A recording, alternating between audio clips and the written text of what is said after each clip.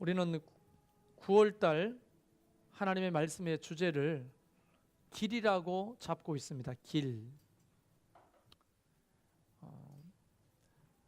우리는 항상 갈림길에 서 있죠. 그리고 그 갈림길에서 어떤 길을 선택하고 살아왔습니다.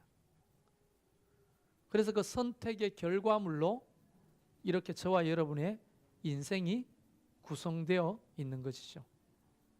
우리 인생은 끊임없는 길의 선택입니다. 길. 어떤 길을 선택하여 걸어갈 것인가 하는 끊임없는 선택의 기로에 서 있는 것이 인생인 거죠. 그래서 우리는 굉장히 큰 길 두 개를 지난주를 통해 설명했습니다. 하나는 My Way, 내가 걸어왔던 길입니다. 또 하나는 The Way, 예수님의 길이죠. 하나님이 원하시는 길. 그동안에 우리의 길을 고집하고 살았던 것을 솔직히 시인할 수밖에 없죠. 왜냐하면 하나님이 원하시는 그 길은 좁고 협착해서 찾는 사람들이 적고, 우리의 길은 넓고 쉽기 때문에 찾는 사람이 많은 거죠. 그래서 늘 우리는 넓은 길을 선택하며 살았습니다. 어릴 적부터 저희 아버지가 그런 말을 했어요. 저는 골목길을 굉장히 좋아했는데요. 아버지는 군자는 대로행이다 이놈아. 군자는 큰 길로 다닌다. 저는 골목길을 좋아하는데요. 아버지는 늘 돌아서라도 큰 길로 다니셨습니다. 우리는 늘 그렇게 갈림길에 서서 뭔가를 선택하고 살아온 거죠. 자, 오늘은 제가 설교 제목을 예수님의 길, 마귀의 길이라고 잡았습니다. 가만 봤더니 The Way와 My Way 외에 또 하나의 길이 있다는 것을 알게 됐습니다. 그게 바로 마귀의 길입니다. 사단의 길. 그런데 그 사단의 길은 굉장히 교묘해서 마치 하나님의 길처럼 보일 때가 많다는 그런 약점이 있어요. 그래서 사람들이 그 마귀의 길을 하나님의 길이라고 착각하고 선택하면서 살 때가 참 많다는 겁니다. 그래서 우리가 그걸 분별할 수 있는 분별의 영이 있어야 The Way, 하나님의 길을 걷더라도 혹 착각해서 마귀의 길을 걷지 않을 수 있다는 거죠. 다소 좀 은유적이고 상징적인 이야기이기 때문에 자칫 잘못하면 지금 뭘 얘기하는 것일까 까먹을 수 있으니까 조금 집중해서 들어봐 주시면 좋겠습니다. 예수님께서 이 땅에 사람의 몸을 입고 오셔서 공생활을 시작하시려고 합니다. 태어났을 때부터 30세까지는 그저 한 인간으로서의 평범한 삶을 사셨어요. 그것을 우리는 일명 사생활이라고 말합니다. 그러나 30세부터 그분이 부활하셔서 성천하시기까지 3년의 기간을 이제 모든 인류를 구원하시려고 하는 하나님의 구속 사역을 이루는 공적인 삶을 사셨기 때문에 우리는 공생애 또는 공생활이라고 부릅니다. 그래서 이 사생활과 공생활의 이 경계선에서 예수님이 하셨던 두 가지 굉장히 중요한 일이 있습니다. 그 첫 번째가 뭐냐면 세례 요한에게 세례를 받으시는 거예요. 세례를 받을 때 하늘에서 소리가 있었습니다. 내 사랑하는 아들이요 기뻐하는 자라. 예수님의 공생활을 공식적으로 인정하는 하나님의 인준 사인이기도 했습니다. 그리고 그는 바로 공생활을 시작하신 것이 아닙니다. 뭘 하셨습니까? 아무도 없는 광야로 나가셔서 40일 동안 식음을 전폐하고 기도하시기를 시작하신 거죠. 그래서 우리는 그리스도인들은 무슨 일을 시작할 때마다 뭐부터 하죠? 기도부터 하는 거예요.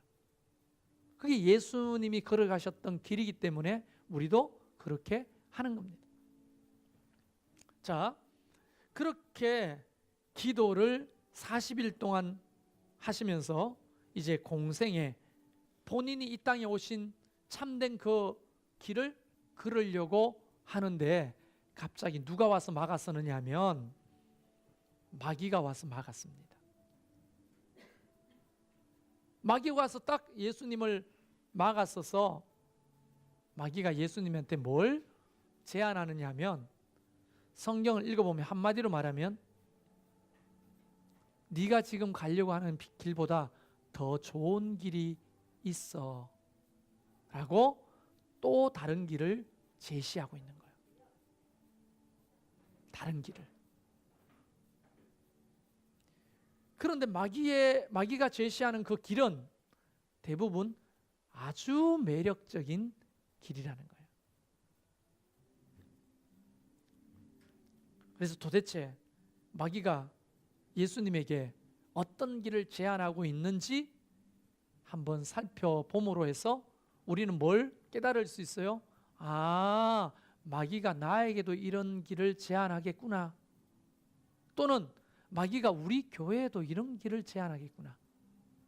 마귀가 우리 목장에도 이런 길을 제안하겠구나 하는 것들을 여러분 눈치채셔야 해요. 근데 이 길은 다시 말하겠지만 굉장히 매력적인 길입니다.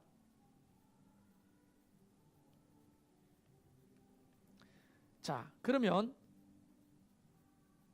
마귀가 예수님에게 제안한 길이 어떤 길인지 하기 전에 다시 한번 여러분의 주의를 환기시키기 위해서 길이라고 하는 것을 다른 단어로 환치시키라고 말씀드렸죠, 지난주에.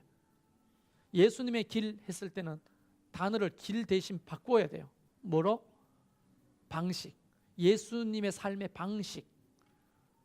이 길 대신에 방식을 바꿔서 늘 생각하시라는 거예요. 마귀가 예수님에게 또 다른 방식이 있다고 제안하는 겁니다. 자, 그게 뭐냐? 첫 번째, 예수님이 40일 동안 식음을 전폐하고 금식으로 기도하신 이유니까 굉장히 시장하신 거죠. 마귀가 이렇게 말합니다. 돌을 들어서 떡을 만들어서 먹어라. 여러분, 이 이야기는 상당히 매력적인 거예요. 자, 한번 이야기를 한번 들어보세요. 제 말이 그런지 안 그런지. 예수님이 배가 고파요. 그런데 지금 먹을 것이 없어요. 그런데 돌을 가지고 떡을 만들어 먹는 것이 뭐가 잘못된 거예요? 여러분, 예수님이 굶주렸는데 내가 뭔가를 통해서 예수님의 배고픔을 채워드리는 것이 뭐 잘못됐어요? 아무도 잘못됐다고 말하는 사람이 없을 겁니다. 아니, 잘못되지 않았습니다. 너무나 선한 일이죠. 예수님의 배고픔을 채워드리는데 그게 뭐가 잘못됐어요? 돌을 가지고 떡을 만들든지 흙을 가지고 떡을 만들든지 나무로 떡을 만들든지 예수님의 그 배고픔을 채워드리는 게 뭐가 문제냐고요. 근데 이 이야기는 상당히 심각한 함정을 가지고 있습니다. 뭐냐면 이런 거죠. 확대해서 해석해 보겠습니다. 자기가 만약에 돌을 가지고 떡을 만들어서 예수님에게 먹으라 했다면 예수님은 아마 드셨을 수도 있어요. 그런데 예수님에게 말합니다. 돌을 내밀면서 뭐라고 말해요? 이 돌을 가지고 떡을 만들어라. 여러분, 떡이 뭡니까? 인간의 가장 기본적인 욕구인 그 배고픔을 면하게 해주는 양식입니다. 그때 당시에 떡은 우리가 생각하는 찹쌀떡 뭐 이런 거 아니에요. 전병을 말합니다. 전병. 그들의 주식이에요. 그 떡을 만드는, 오늘날로 말하면 이걸 우리나라 말로 해석하면 뭡니까? 돌을 가지고 밥을 만들려고 하는 거예요. 우리의 주식이 밥이잖아요. 근데 이 이야기를 가만히 묵상해 보면 예수님을 이용하여서, 예수님의 능력을 이용하여서 우리의 결핍을 채워가는 거예요. 그래서 이 마귀의 이야기는 뭐가 있느냐면 이런 겁니다. 모든 사람을 소비자로 만들어요. 그리고 모든 사람을 소비자로 만들어 놓고 예수님을 그들의 필요를 채워주는 도구로 사용하라고 하는 굉장히 무서운 유혹인 겁니다. 좀 더 쉽게 설명해 보겠습니다. 사람마다 신체적인 결핍이 있어요. 감정적인 결핍이 있죠. 정서적인 결핍. 물질적인 결핍이 있어요. 그 모든 결핍에 예수님을 이용하여 채울 수 있다고 가르치는 겁니다. 자, 마귀는요, 우리 모든 성도들, 사람들을 소비자로 인식하게 만듭니다. 그리고 예수님은 그 소비자의 필요를 채워주는 공급자로 만드는 거예요. 좀 더 쉽게 얘기해 볼까요? 우리 이야기로 돌아가서 한번 비유로 설명해 봅시다. 선영자매가 배가 고파요. 그런데 내가 떡을 가지고 그의 배고픔을 면하게 해줬어요. 선한 일이에요? 악한 일이에요? 선한 일이죠. 자, 우리 명주자매가 너무 가난해서 돈이 필요해요. 나의 가지고 있는 돈을 가지고 명주자매에게 필요를 채워줬어요. 선한 일이에요? 악한 일이에요? 선한 일이죠. 이걸 악한 일이라고 말하는 사람 없잖아요. 병든 자들이 있어요. 약 살 돈이 없네요. 그래서 약을 사줬어요. 선한 일이죠. 마치 선한 사마리아의 비유 같이 강도 만난 자들에게 필요를 채워주는 거예요. 그 문제는 아무 문제가 없습니다. 그러나 마귀는 끊임없이 그들의 필요를 채워주라고 말합니다. 예수님을 통하여. 여러분 못 느끼겠어요? 이게 무슨 이야기인지? 그래서 여기에 길들여진 성도들은 예수님을 통해 나의 결핍을 채우려고 하는 거예요. 끊임없이 나는 소비자가 되고 예수님은 공급자가 되는 거예요. 안 되면 돌이라도 들어서 나의 배고픔을 면하게 해달라고 요청하는 거예요. 이거를 무슨 신앙이라고 합니까? 기복신앙이라고 하는 거예요. 기복신앙.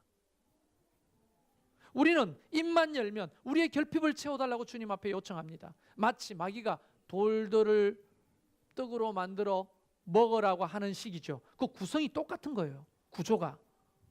예수님을 통하여 나의 배고픔을, 예수님을 통하여 나의 병듦을, 예수님을 통하여 나의 외로움을, 예수님을 통하여 나의 가난함을 채워달라고 늘 요구합니다. 거기에 뭐가 없느냐? 예수님이 이렇게 말하죠. 그 마귀를 향해 사람이 떡으로만 살 것이 아니에요. 하나님의 입으로부터 나오는 모든 말씀으로 살 것이라. 왜 아멘 안 하세요? 이게 진리가 아니에요? 자, 그러면 진리가 아니라고 생각하는 사람에게 저는 이런 얘기를 해주고 싶어요. 요한복음 6장에 어느 날 저녁 때가 돼서 밥 먹을 때인데 양식이 없어요.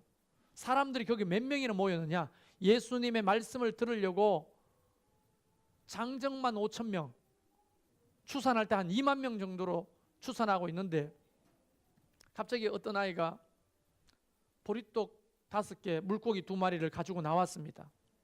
예수님이 그것을 축사하신 다음에 거기 앉은 사람들의 배고픔을 다 면하게 해주셨어요. 난리가 났죠. 환호하고. 밤이 너무 깊었습니다. 이제 돌아가시오 하면서 집으로 돌아갔습니다. 다음 날 어떤 일이 벌어졌습니까? 동터기도 전에 사람들이 예수님을 찾아 광야로 몰려 나오기 시작하는 겁니다. 왜요? 어제 그 기적은, 우리의 결핍을 채웠던 그 기적은 이전에 보지 못한 놀라운 기적이에요. 우리의 가장 밑바닥의 욕구를 채워주는 예수님의 기적은 그들을 환호하게 했습니다. 그들이 모여서 했던 말이 뭐예요? 예수님을 우리의 임금으로 삼자고 했어요. 저분이 대통령 되면 우리의 배고픔을 면하게 해줄 수 있다는 거예요. 예수님을 찾는데 없는 거예요. 사람들이 막 흩어져서 예수님을 찾기 시작하면 어디냐? 근데 갑자기 예수님이 광야에서 기도하고 계셨거든요. 예수님이 발견한 사람이 뭐라고 소리쳤을까요? 떡을 만드는 자가 저기 있다. 다시 다른 말로 우리의 배고픔을 채워줄 수 있는 자가 저기 있다. 사람들이 와 하고 예수님 앞에 모여들었습니다. 그럼 예수님이 불쌍히 여기시면서 오늘은 뭘 가지고 나왔냐? 가지고 와봐라. 또 축사하시고 그들의 배고픔을 면하게 해주셨다면 이거는 마귀의 길이에요. 예수님 뭐라고 말씀하셨습니까? 그들을 책망하시면서 나는 너희에게 더 이상 보여줄 기사와 표적이 없다 이렇게 소리치시면서 예수님이 요한복음 6장에서 하시는 말씀이 이거예요. 내가 생명의 떡이다. 나는 하늘의 음료다. 사람이 떡으로만 사는 게 아니다. 너희의 문제는 배고픔의 문제가 아니다. 가난의 문제가 아니다. 더 문제는 가장 본질적으로 진노 속에 빠져가지고 저주 속에 있는 그 본질적인 문제를 해결하러 왔지 너희들의 배고픔을 면하러 온 게 아니라, 너희의 병을 고치러 온 게 아니라, 너희의 가난을 해결하러 온 게 아니라 너희들의 그 저주를 해결하러 왔다는 거예요. 죄의 저주, 생명이 없이 결국은 지옥으로 떨어져 심판받을 수밖에 없는 그 어마무시한 저주를 내가 해결하러 온 거지 떡을 주러 온 게 아니다. 만약에 떡이 필요하다면 내가 떡이다. 나를 먹고 마셔라고 말씀하신 거예요. 이 뭔 소리예요 도대체? 자, 우리 교회가 가난한 자들에게 떡을 주고 병든 자들에게 약값을 주고 돈이 없는 자들에게 돈을 주고 외로운 자들에게 친구가 되어주는 게 뭐가 문제예요? 그게 문제예요? 너무나 선한 일이죠. 그런데 그것이 교회 안에서 가치가 있으려면 하나님의 말씀이 있고서야 가치가 있는, 그들의 영혼을 구원하고서야 가치가 있는 일이죠. 여러분, 내일 모레 죽어가는 사형수에게 큰 집이 무슨 소용이 있습니까? 내일 모레 사형받는 그 사람에게 무슨 1,000만 원짜리 옷이 필요해요? 몇 억짜리 차가 필요합니까? 그에게 필요한 것은 그 사형을 면할 수 있는 생명이에요. 그거를 마귀가 보지 못하도록, 본질을 보지 못하도록 그들의 필요만 채워주라는 거예요. 자, 보세요. 우리는 돈의 액수를 동그라미가 많이 붙을수록 좋아요, 안 좋아요? 자, 하나 붙으면 얼마예요? 2개 붙으면 좀 이야기해 주세요. 3개 붙으면? 4개 붙으면? 여러분 웃긴다. 정말 웃겨요. 어떻게 동그라미 4개가 만 원이에요? 0이죠.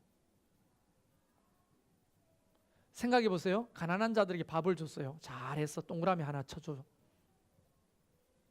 외로운 자들에게 친구가 되어줘서 잘했어. 동그라미 2개. 100원.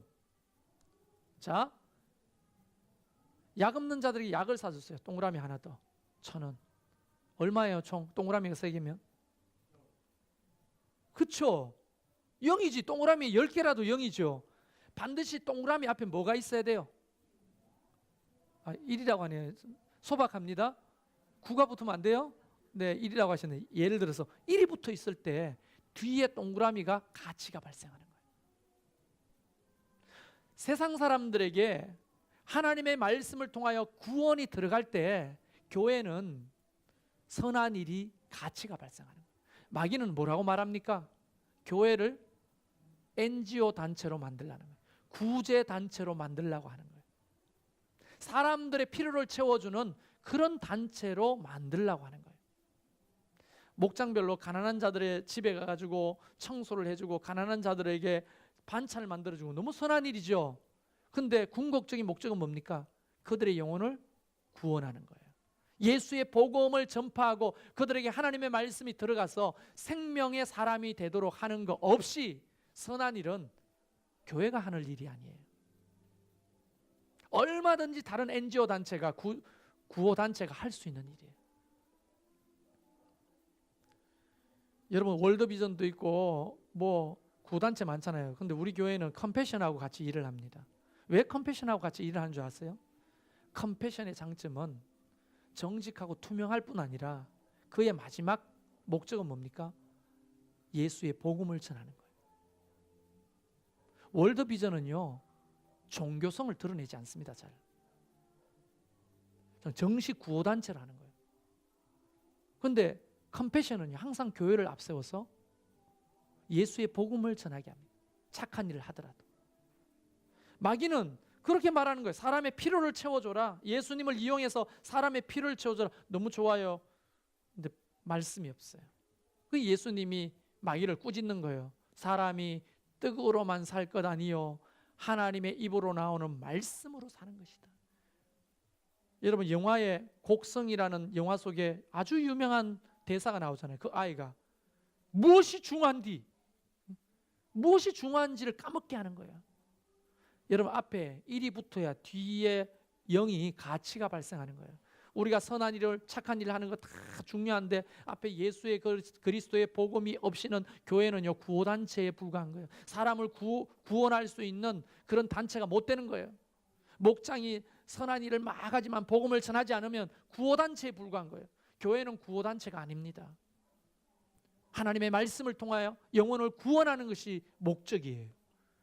그것을 위하여 구호적인 일도, 선한 일도 도구로 쓰임받는 거죠. 그래서 돌들로 떡을 만들려고 하는 것은 목적을 상실해서 선한 일을 하라고 요구하는 거예요. 마귀의 길과 예수님의 길을 정확하게 여러분 분별하시길 바라요.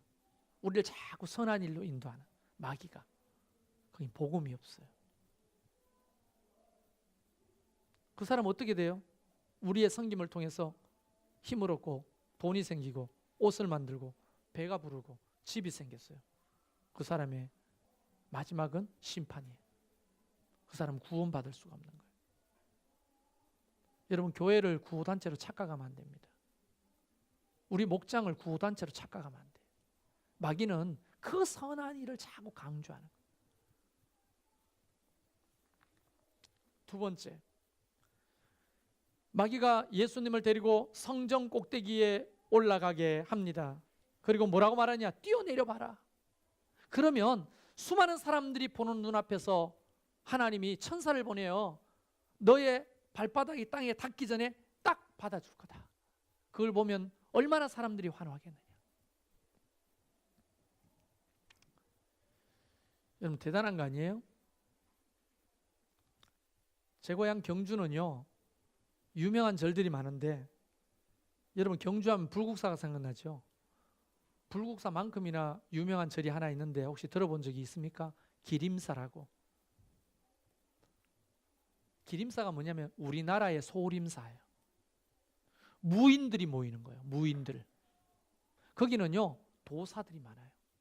제가 중학교 때 뭐가 유행이냐면 그 기림사의 스님 한 분의 사진이 우리 학교에 돌았어요. 뭐냐면 공중부양에 계시는 사진입니다. 그 스님이 공중부양을 한다는 거예요. 공중부양이 뭔지 알죠? 가부좌를 털고 앉아 공중에 떠 있는 거예요. 바위 위에. 그리고 딱 이렇게 있는 사진이에요. 사람들이 환호하기 시작합니다. 그래서요, 저는 중학교 때 친구들과 기림사를 찾아간 적이 있어요. 제가 중학교 때 쿵우를 배웠거든요. 쿵우를 배웠는데 공중부양만 할 수 있다면. 그러고는 찾아갔는데 스님들이 막았었어요. 왜 왔어? 저 무술 좀 배우려고 왔습니다. 이놈의 새끼들 공부나 해 하고 쫓아내요. 공중부양하는 스님 한 번만 뵙게 해주세요. 야, 가! 그런 거 없어. 막 이래. 사진을 보여주십시오. 이분 여기 기림사라고 써 있는데요. 여러분, 제가 공중부양을 한다고 생각해 보세요. 그 교회 가면 그 교회 담임 목사가 공중부양한 상태로 설교를 한대. 이 소문이 났다고 생각해 보세요. 한번 보여드려요? 내가 그동안에 숨기고 있었는데 한번 보여드려요? 공중부양을?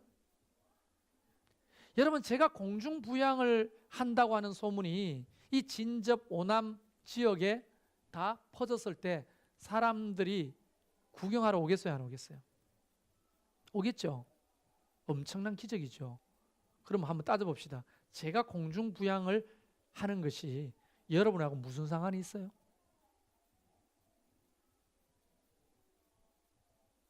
무슨 상관이 있냐고요?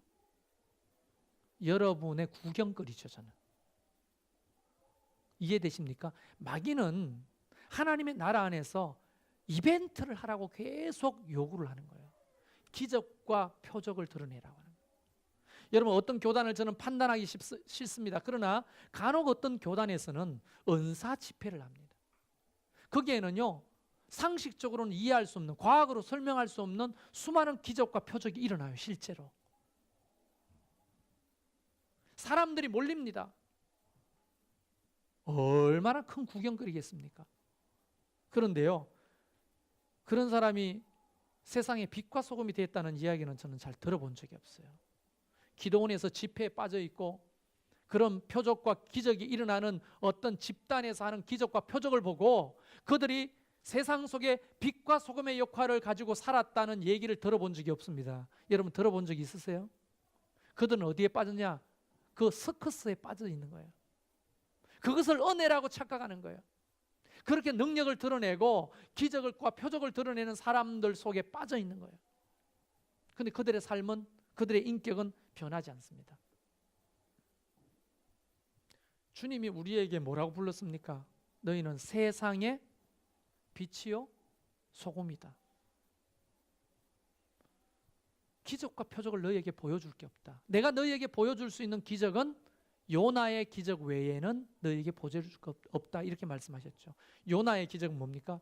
요나가 물고기 뱃속에 들어갔다가 3일 만에 살아나온 기적. 예수님이 십자가를 지고 우리의 죄를 다 뒤집어 쓰고 대신 벌받아 죽으시면서 우리를 속죄하시고 우리를 구원해서 하나님의 자녀로 만들고 하나님의 자녀가 된 우리가 세상 속에 나가서 빛과 소금으로 살아가는 이 거대한 일을 하지 않고 기사와 표정만 따라가는 사람이 되는 거예요.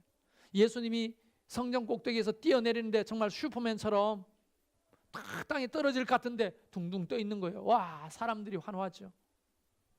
예수님을 박수치고 환호합니다. 휘바람을 불고 사람들이 따라다니기 시작합니다. 그리고 그들의 요구는 뭐예요? 뭐겠어요? 여러분 같으면 뭐겠어요? 우리 6살 미만, 이제 6살 이상은 안 통해요. 6살 미만의 아이들이요, 제가 마술을 보여주면요, 아이들이 목사님 이거 해보세요. 없어지게 해보세요. 이거 없어지게 해보세요. 그렇게 따라다녀요. 시아가 따라다니고 옛날에 목사님 이거 없어지게 해보세요. 그러면 6살 미만은 눈속임 쉬워. 그래서 없지. 오 이거 없었어요. 목사님 이거 없앴어. 애들이요 난리도 아닌 거예요. 제가 필리핀에 선교를 갔는데 말이 안 통하잖아요. 근데 애들이요 수백 명 바글바글 거려.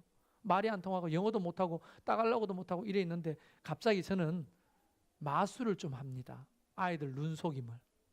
자, 이런 거죠. 얘들아 이거 봐. 영어도 못해요. 이러면 다 통해. 보는 거예요. 자, 보세요. 없어졌네? 애들이 막 모이기 시작하는 거예요. 제 주변으로. 마술 하나에. 그리고 또 다른 걸 보여달라고 하는 거야. 그래, 봐봐. 손가락 떨어지는 거 보여줄게. 봐. 하나, 둘, 셋. 손가락이 떨어졌어. 막. 자, 봐봐. 잘 봐. 2개가 됐어. 이런 것들이 통해요, 애들한테. 애들이 막 모여드는 거야. 애들이 나한테 왜 모여들까요? 보여달라는 거예요, 자꾸만. 예수님이 성전에서 뛰어내리셨을 때에 수표면처럼 땅바닥에 부딪히지 않고 날아요. 사람들이 예수님을 왜 따를까요? 보여달라고 따라오는 거예요. 보여달라고. 그래서 기적과 표적은요, 우리의 영적인 성숙을 가져오지 못합니다. 오직 하나님의 말씀이 그들에게 들어가야 그 말씀으로 인하여 우리가 어떻게 돼요? 예수님의 성품을 배우고 하나님의 자녀답게 살게 되고 세상에서 빛과 소금의 역할을 감당하는 성령의 열매를 맺고 사는 거예요. 그런데 마귀는 자꾸만 보여주라고 하는 거예요. 그래야 사람들이 너를 따를 거라고 말하는 거예요.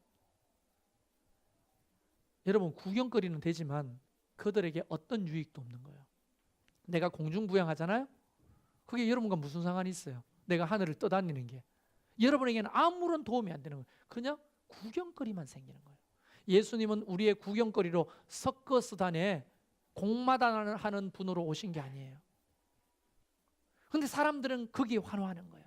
마귀는 그렇게 너의 능력을 드러내면서 사람을 모으고 사람이 너를 쫓도록 하라고 하는데, 우리가 예수님을 쫓는다고 하는 것은 기적과 표적 때문에 쫓는 게 아니죠.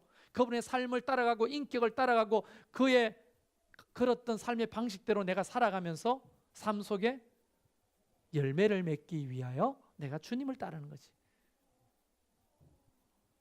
할렐루야. 이건 정말 할렐루야죠. 그래서 여러분도 보고 싶죠? 제가 공중부양하는 거. 한번 노력해 보겠습니다. 언젠가는 제가 공중부양할 거예요. 믿거나 말거나. 근데 사람들에게 영적 카타르시스를 주고 흥분을 가져다 주고 삶의 무료함을 달래주는 곳이 교회가 아닙니다. 교회는요, 철저하게 하나님의 말씀으로 성령의 열매를 맺고 살도록 안내하고 가르치는 곳이라는 거예요. 교회 부흥시키려면 이벤트, 목사가 능력 받아가지고 슉슉 뱀소리 내면 자빠지고 막 안진뱅이가 일어나고 소경이 눈을 뜨고, 근데 소경이 눈을 뜨고 안진뱅이가 일어나고 좋은 이벤트죠. 근데 그들에게 하나님의 말씀을 가르치지 않고 그 기적만을 자꾸 요구한다면 수준이 자라지 않는 거예요. 마귀는 자꾸만 더 사람을 많이 끌어모을 수 있는 방식을 예수님에게 알려주는 거예요. 세상의 외적인 모양이 아니라 깊이 내적인 영적인 변화를 위하여 예수님이 이 땅에 오셨다는 그 중요한 목적을 망각하게 하는 거예요. 세 번째, 마귀가 높은 산에 데리고 와서 예수님에게 뭘 보여줍니까? 세상 모든 나라와 영광을 보여줍니다. 그리고 너에게 주겠다고 합니다. 와, 대단한 제안입니다. 근데 전제가 붙어 있어요. 그 전제가 뭡니까? 다만 나에게 무릎 꿇고 경배하면. 여러분, 이거 참 이런 게 다 그런 건 아니지만 이런 경우 많습니다. 물건이 반값이야. 50%보다 블랙 프라이데이처럼 완전히 막 70%, 80% 할인이야. 이렇게 저렴하다니. 그러고 샀어요. 근데 금방 고장이 나네. 환불과 교환을 요청했으니까 바꿔주세요. 안 됩니다. 했더니 반품 안 됩니다. 교환 안 됩니다. 무슨 그런 소리가 있어요. 고장 나가지고 안 되는데. 봤더니 밑에 눈에 보이지도 않도록 한 번 구입한 것은 반품 및 교환이 안 됩니다고 공지가 돼 있는 거예요. 아니, 그런 게 어디냐고 고발을 했어요. 고발을 했더니 내가 이길 수가 없는 거야. 왜? 공지하라고 하는, 반품 교환이 안 된다는 공지를 했다는 거예요. 근데 그게 안 보이는 거예요. 여러분, 이게 홈쇼핑에서 이런 경우가 상당히 많습니다. 특히 여행 프로그램, 홈쇼핑에서 하는 여행 프로그램 잘 보셔야 돼요. 계약을. 호텔, 특급 호텔입니다. 코스가 너무 좋아요. 와, 돈이 반값에 우리가 하와이 가겠네. 그리고 그걸 예약해가지고 무슨 풍선 쫓아가지고 갔는데 아침에 모아놓고, 자, 오늘 선택 관광이 있습니다. 자, 보트 타려면 100불, 패러글라이딩 하려면 100불, 뭐 하려면 100불. 다 돈이야. 그거 안 하고 싶은데요. 그럼 호텔에 대기하시든 자유시간 가지시오. 아니, 무슨 이런 경우가 있어요. 계약서에 보니까 선택 관광이야, 다. 근데 화면은요, 패러글라이딩 하는 거 보여주고, 보트 타는 거 보여주고, 와, 저런 거 다 포함됐단 말이야. 착각하게 하는 거예요. 알고 봤더니 다 그게 뭐라고요? 선택 관광. 내가 하고 싶으면 돈 내서 해야 되는 선택 관광. 그런 경우가 너무너무 많은 거예요. 자, 세상 영광, 세상 모든 권세 주겠다. 얼마나 대단한 제안입니까? 근데 그 밑에 뭐라고 합니까? 조만하게, 보이지도 않게 나한테 절해, 나를 경배해. 그럼 다 주겠다는 거예요. 자, 일부 예배 때도 물었는데 한번 해보겠습니다. 딱 100억을 현금으로 통장에, 선정자매 통장으로 딱 쏴줄 거니까 당장 죽을 때까지 예수 안 믿기. 표정이 뭐 고민하는 표정인데요. 어떻게 남편이 더 좋아하시네. 여러분 어떻게 생각해요? 이 제안을 딱 100억 싸드릴 테니까 예수 안 믿는 거예요. 평생. 이 분위기는 무슨 분위기예요? 고민하고 있다는 분위기네요. 그렇죠. 100억 주면 누가 예수를 믿겠어? 그래, 고민할 거리도 없이 100억만 내 통장으로 쏴줘. 나는 교회 평생 한다는 이렇게. 여러분, 이 우스갯소리 같은 이야기가 실제로 수많은 고민을 하게 만들 겁니다. 그러나 마지막은 뭐예요? 그들은 멸망과 심판이죠. 멸망과 심판. 마귀한테 경배하고 절을 한다는 것은 우상을 숭배하는 거예요. 그러나 세상의 모든 영광과 부귀 권세를 가졌어요. 대단한 거죠. 아마 여기서 100억만 주면 다 교회 안 다니기로 결정한다고 고민하는 분이 계세요. 한번 물어보겠습니다. 여러분 남은 인생이 얼마나 돼요? 연세가 들어가지고 먹고 싶은 것도 제대로 못 먹고 가고 싶은 대로 제대로 가지도 못하고 사고 싶은 것도 사봤자 사용도 못하는 나이 빼고 여러분이 제대로 그 돈을 누릴 수 있는 나이는 몇 년쯤 된 것 같아요? 100세 인생이라 하더라도 앞으로 3, 40년이죠. 그 3, 40년에 100억을 마음대로 쓴다. 대단한 거죠. 그 가치는 자녀들에게 물려줄 수 있는 재산도 만들 수 있고 대단한 거죠. 그런데 여러분 한번 생각해 보세요.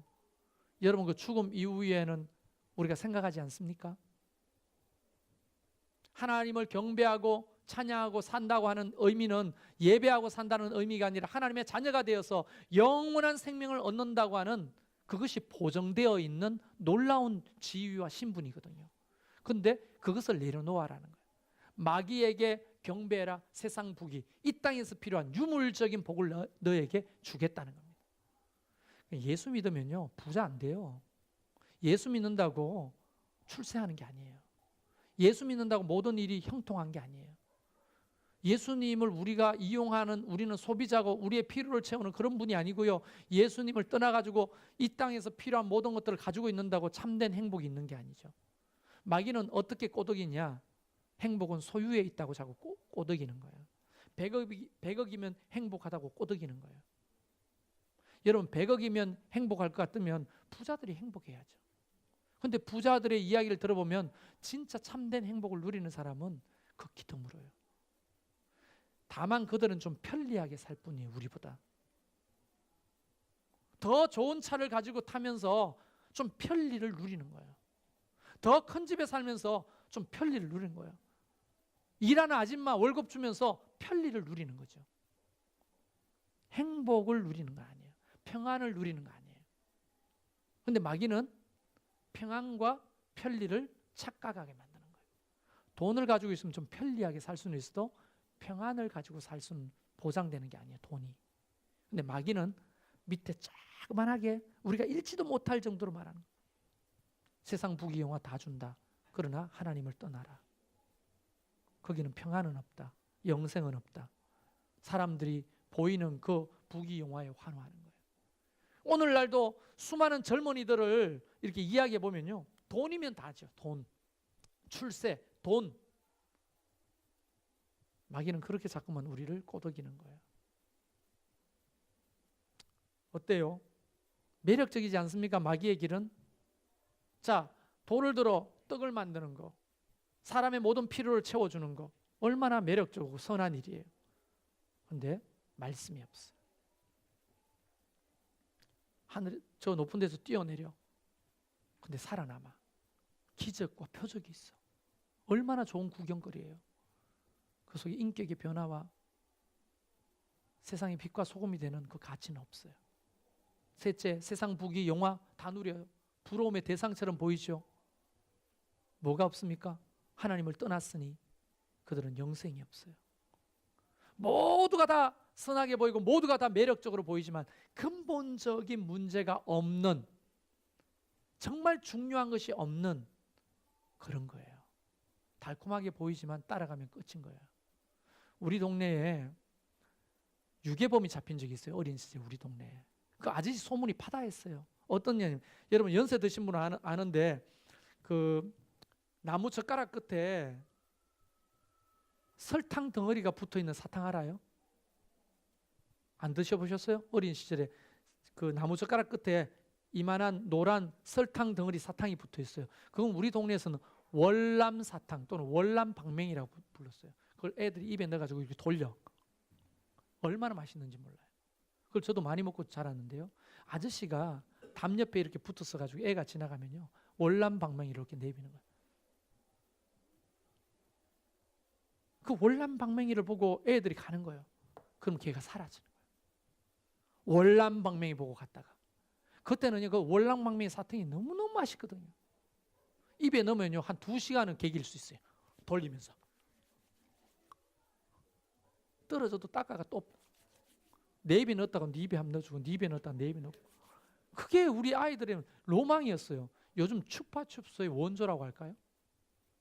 근데 그거를 들고 담 뒤에서 이렇게 내밀면서 애들 지나가면 줄게 다 가는 거예요. 그리고 우리 엄마가 어릴 적부터 월남방맹이 가지고 널 오라고 하는데 절대로 가면 엄마 아버지 못 본다고 그렇게 훈련을 받았어요. 그런데 그 아저씨가 잡혔다는 거예요, 소문에. 집에 가봤더니 월남방맹이가 뭐 이만큼 나와. 마귀는요, 월남방맹이 들고 오라는 거예요. 돌로 떡을 만들어봐, 뛰어내려봐, 기적과 표적을 드러내봐, 나한테 절을 해봐, 세상 부귀영화 다 줄게. 이게 마귀의 길이라는 거예요. 저와 여러분은, 우리 교회는, 우리 목장은 그 길을 단호하게 너라고 말할 수 있는 자들이 되기를 바라요. 예수의 길이 참 생명의 길이고, 예수의 길이 가치 있는 길이고, 예수의 길이 우리가 살 길이라는 것을 기억하시고, 그 마귀의 길은 아무리 매력적이고 아무리 멋지게 보이고 아무리 유익하게 보여도 거기에는 본질적인 생명과 우리의 삶의 변화와 인격의 변화는 없는 거예요. 여러분의 목장이 그런 선택을 하기를 바라고, 우리 교회가 바로 예수님의 길을 선택하기를 바라고, 우리 개개인이 예수님의 길을 선택하기를 주의 이름으로 축원합니다. 우리 같이 찬양합시다.